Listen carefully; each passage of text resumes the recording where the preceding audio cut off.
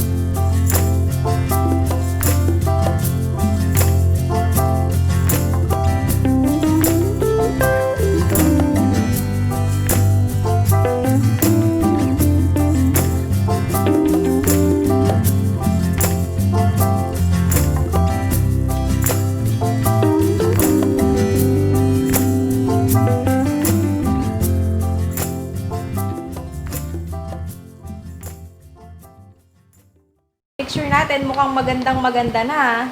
Pwede na po ito panghandaan. Tama-tama po itong pang-appetizer.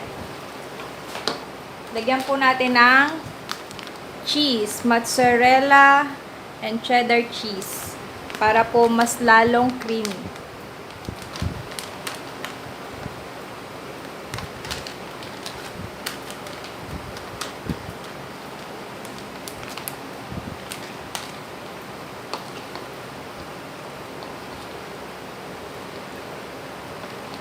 Yan. Okay na po.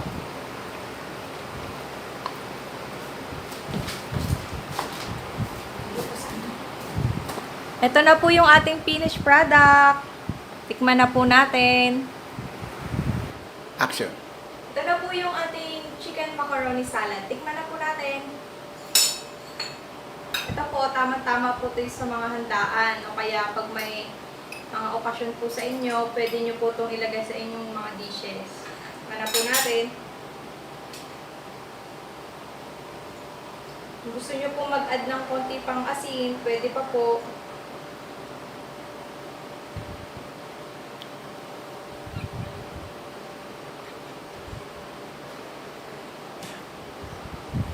Action.